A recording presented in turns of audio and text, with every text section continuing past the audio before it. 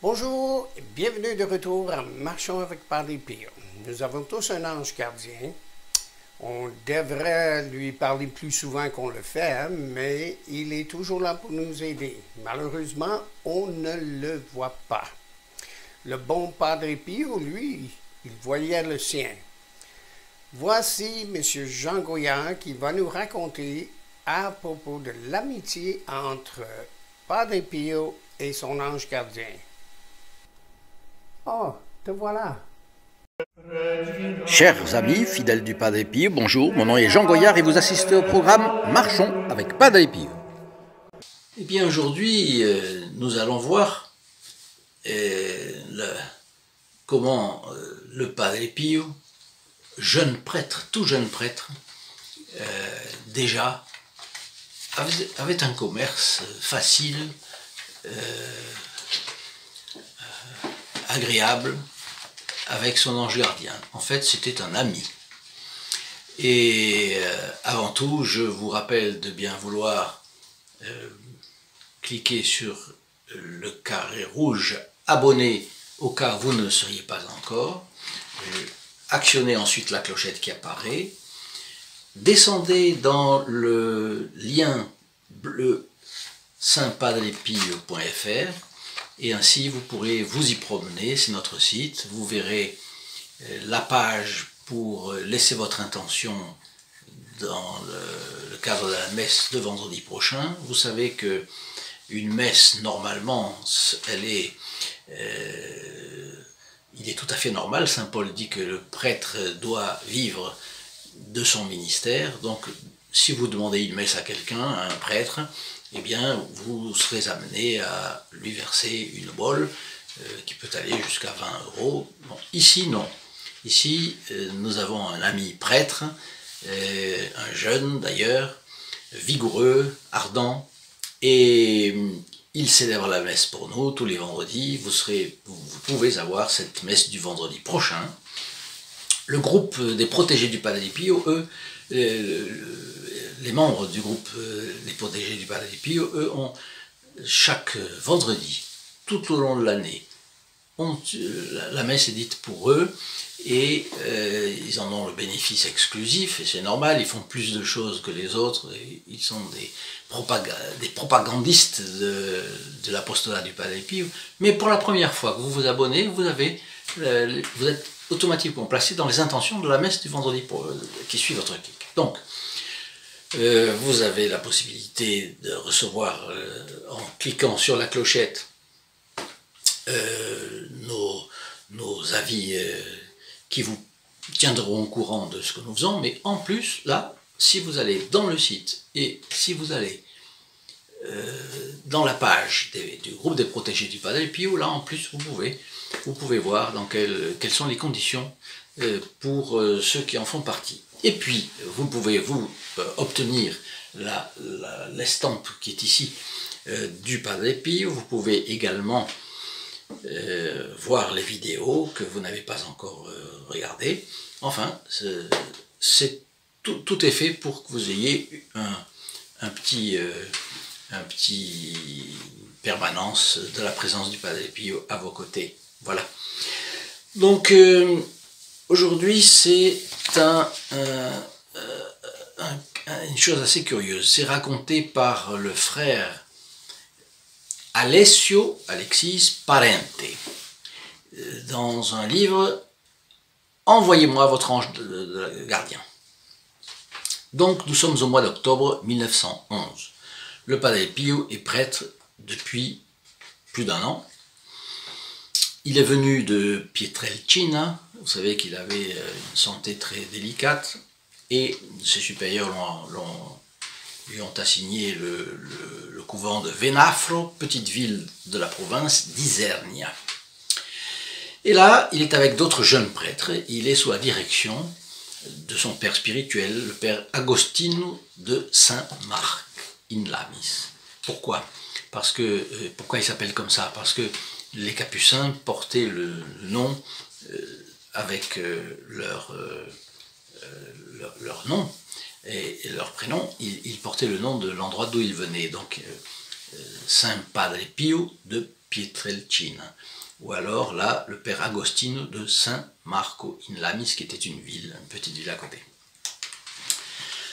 Et là, le Padre Pio a été très malade.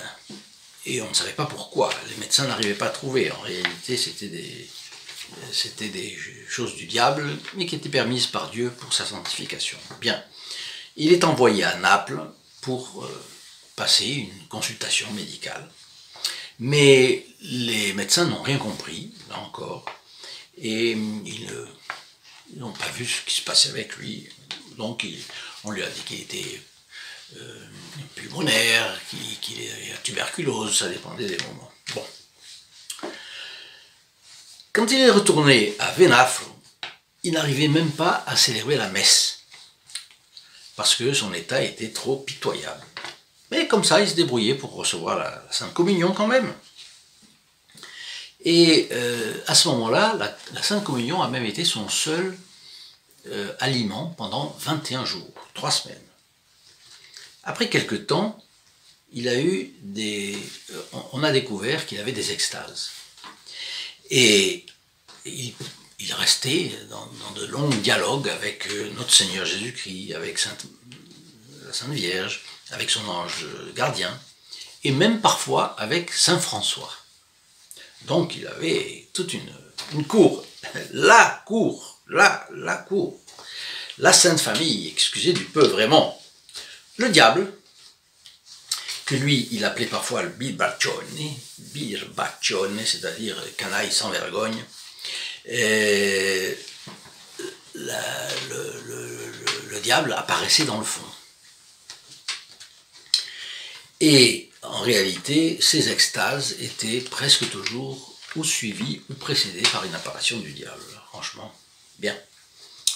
Cependant, le Padre Agostino donc, se rendait compte des choses, et alors, de temps en temps, il voyait que dans les extases, le Padre Pio parlait, donc il semblait s'adresser à quelqu'un. Donc, il prenait un crayon, un papier, et il écrivait. Et ces annotations, ces notes étaient prises au crayon à mine sur un papier.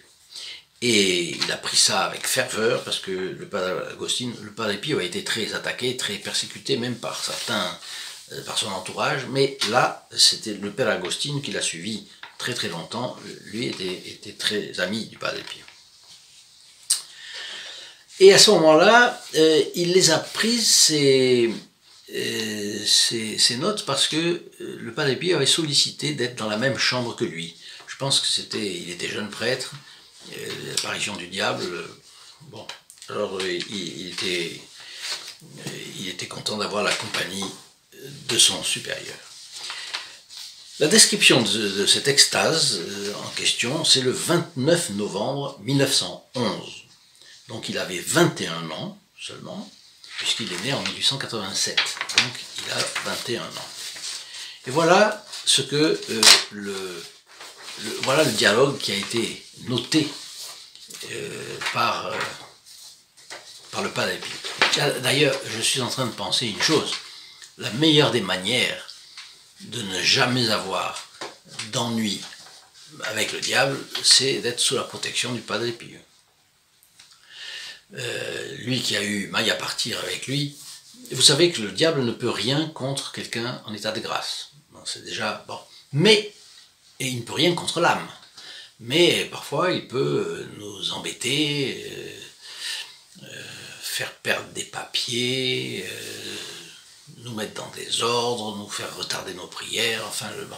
La meilleure manière de ne pas être embêté par le diable, c'est de se mettre sous la protection du Padre Pio et par son intermédiaire de notre Seigneur, de Notre-Dame, de Saint Joseph, de Saint François. Bien. Donc, n'hésitez pas toujours à faire quelque chose pour lui. Et vous pouvez très bien mettre un like, faire un clic, 2 clics, 3 clics en sa faveur. Vous avez la possibilité de partager ici nos vidéos, de laisser vos commentaires dans la description, d'aller sur notre site. Voilà, vous pouvez faire tout ce que vous ferez avec le Padre Pio, je vous garantis ce n'est pas du temps perdu. Bien. Donc, voilà le dialogue entre le Padre Pio et, voilà, et son ange. Mon ange gardien, ange de Dieu, mais est-ce que tu ne t'occupes pas de moi? Es-tu une créature ou es-tu Dieu? Alors, ou tu es une créature de Dieu, ou tu es le créateur. Tu es le créateur? Non. Parce que on a dit que beaucoup de gens, de saints qui ont eu l'apparition de leur ange est si beau que la première réaction, c'est de croire que c'est Dieu lui-même. Bon, donc tu es une créature de Dieu. Mais alors, il y a des lois auxquelles tu dois obéir. Tu dois être à mes côtés. Tu dois être à mes côtés, que tu le veuilles ou non. Tiens, il rit. Ah, qu'est-ce qui lui arrive? Pourquoi est-ce que tu ris? Donc, on voit une intimité avec son ange gardien qui est impressionnante. Eh, dis-moi une chose. Ah, mais toi, tu dois me la dire. Qui était hier? Qui était ici hier matin? Ah, voilà, il rit encore. Mais tu dois me le dire. Qui était-ce? C'était le père Agostino ou le supérieur? Parce que visiblement, le père Agostino n'est pas le supérieur. Il est le directeur spirituel du Padre Pio, mais il n'est pas encore le supérieur qu'il sera plus tard. Dis-moi donc, c'était le secrétaire? C'était le secrétaire, leur secrétaire qui était là? Réponds-moi maintenant. Si tu ne me réponds pas, je penserai que c'était un de ces quatre-là. Ou le supérieur du couvent, ou le père Agostino, ou leur secrétaire, ou toi. Ah, il rit encore. Il rit encore. Un éclat de rire d'un ange, quand même. Raconte-moi donc. Mais je ne te laisserai pas tranquille tant que tu ne m'auras pas raconté. Ou alors je vais demander à Jésus. Et là je t'aurais pris dans le tournant. De toute façon, je ne vais pas le demander à la petite Marie, à Notre-Dame, ma maîtresse. Elle me regarde avec tellement de grâce. Ah? Est-elle de mauvaise humeur? Jésus, est-il vrai que votre mère est de mauvaise humeur? Ah non, elle sourit. Ah bon. Donc, mon garçon, mon ange gardien, raconte-moi qui c'était. Tu ne réponds pas. Tu ne réponds pas. Et tu es là comme ça, planté comme une statue devant moi. Mais moi, je veux savoir. Moi, je t'ai demandé une chose et je suis là pour un bon moment. Hein. Alors, Jésus, dites-moi. Là, on pense qu'il a eu la réponse de son ange gardien.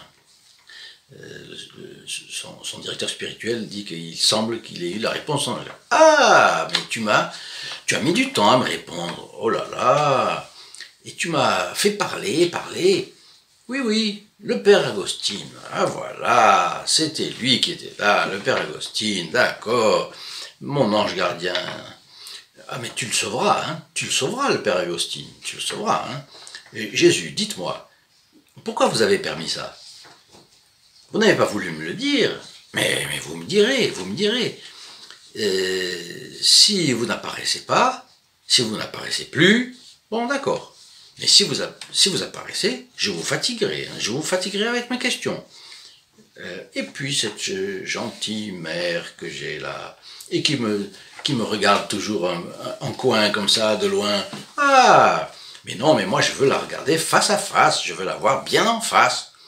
Vous devez me regarder en face. Ah, elle sourit, voilà. Voilà le dialogue.